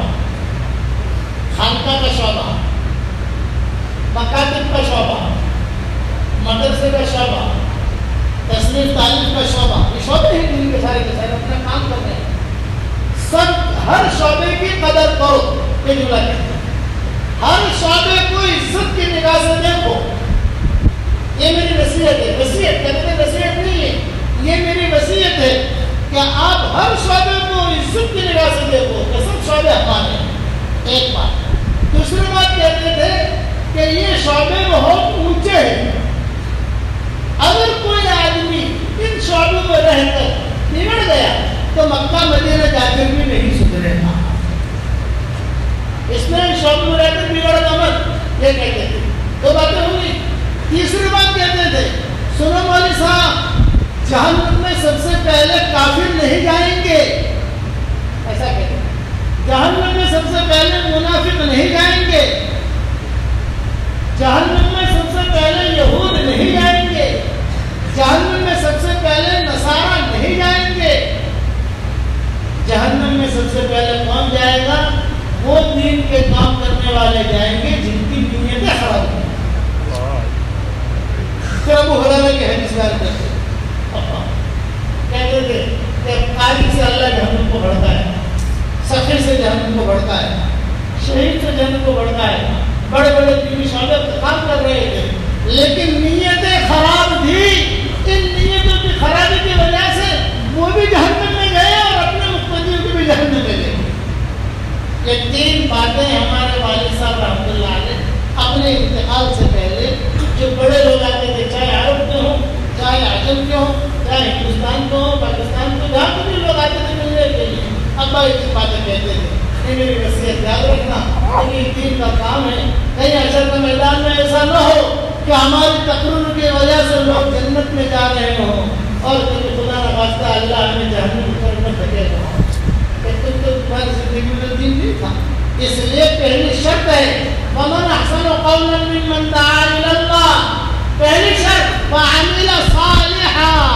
خود بھی اچھا کام کرے، خود بھی اچھا کام کرے. کرو گے انشاءاللہ بھائی تو دعوت کا کام ہیرا پھیری سے نہیں کرنا، دعوت کا کام چالاکیوں سے نہیں کرنا، دعوت کا کام دب کر کرنا ہے، اخلاص سے کرنا ہے، ایک دوسرے کا اکرام کرتے ہوئے کرنا ہے، ایک دوسرے کی عزت کرتے ہوئے کرنا ہے. کرو گے بھائی اللہ ہم سب کو عمل کرنے کی توفیق عطا فرمائے. دعا اللهم صل على محمد وعلى آل محمد كما صليت على إبراهيم وعلى آل إبراهيم إنك حميد مجيد. اللهم